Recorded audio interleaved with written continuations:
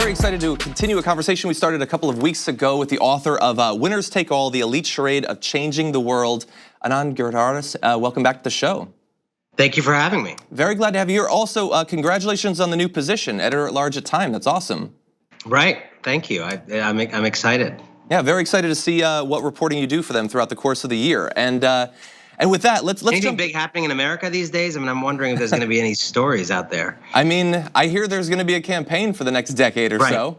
Right. So with everything on, with the entire nation state on the line, so that should be good. Exactly, and so I mean, look, your book very well placed with the current conversation we're having about billionaires and taxation and all of that. And so first, I wanted to say that over the past couple of months, it seems like, I don't know if you've noticed this, that there's sort of a sustained campaign in the media to defend billionaires. I know the New York Times had an op-ed with literally that was the title of the defense of bad billionaires. There's continual reporting on their charitable giving and all of that. Howard Schultz has essentially staked his campaign on defending billionaires. What do you think about this narrative? I would actually put it in a less depressing way than you did for the following reason. I think everything you described is correct, but you have to understand that everything you described, I think, is a back foot defense against what I think has been the real story of the last few months, which is a remarkable opening in the American conversation about billionaires and the common good. I would actually argue that those pieces all have a tone of, hey, careful, don't abolish the billionaires so fast, precisely because of a recognition that we are having a new conversation right now. I'm not sure if we have talked about in my lifetime whether we should have billionaires in general, the way we are talking about that now. I'm not sure we've had, so many presidential candidates rushing out of the gate to support Medicare for all, to think about wealth taxes, raising taxes on the rich. I don't think we've seen poll numbers of the kind that we've seen recently with 51% of Republicans supporting Elizabeth Warren's wealth tax.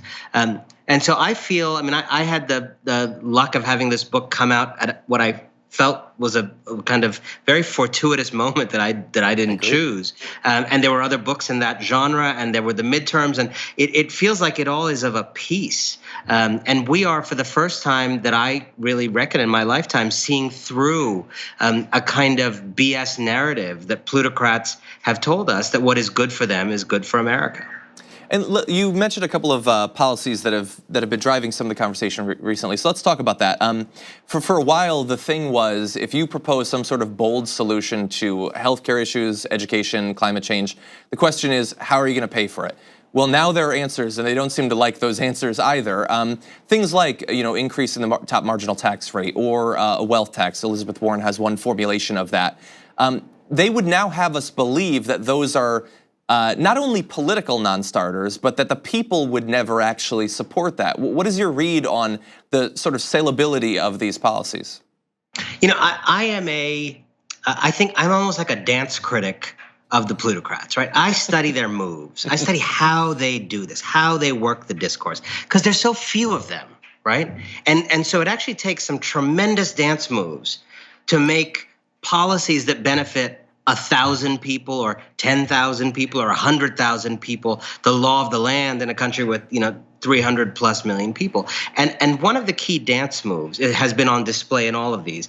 The best example of the thing you just talked about is Michael Bloomberg in some factory. I mean, nothing is more awkward than Michael Bloomberg, with a hard hat in a factory, like trying to seem like a man of the people briefly. And he's in this factory and he says something like, Medicare for all would bring America to its knees. It would bankrupt this country. Okay.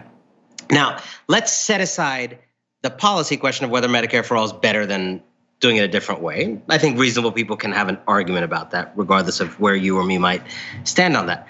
I think it's ridiculous to suggest that America couldn't survive it. Set aside the question of whether it's the right shift. Michael Bloomberg is sitting there suggesting we wouldn't make it. It would just bring us to, we fought the Nazis. We won the Cold War, but Medicare for all, it would kill us. It would just doom the American experiment once and for all. And what is so interesting is we all participate in this in a way, and that's very important. If these people were just, Michael Bloomberg in a velvet robe on the Upper East Side, stroking his chin, burping out his thoughts about how rich people should be taxed less. No one would take it seriously because it would just be a need expressing itself as a need, a selfish interest, a parochial interest expressing itself as such. But when these people do philanthropy, or when they go to Davos and talk about Africa, they've never been to Africa maybe, but they talk about it, wear the bracelets. When they start a women's empowerment thing on the side of screwing women in their day job through mortgage products or whatever else, they acquire this moral glow that then allows them to shoot down policies that hurt their interests. And suddenly they're not a rich guy in a robe saying, I don't like high taxes, which is sort of the most obvious thing under the sun. Suddenly they are Michael Bloomberg, moral sage, man whose heart bleeds for the world, who wants to save the planet. And they are spending the moral authority they gain through their legitimate good works on impeding the kind of change that would frankly help the world on a much bigger scale. Thank you very much for watching this clip from the Damage Report. If you liked it, don't forget to subscribe to this channel and ring the bell on YouTube to get notifications of our new videos. And of course, you can catch the full Damage Report live every weekday at 1 p.m. Eastern, 10 a.m. Pacific on TYT Network on YouTube TV.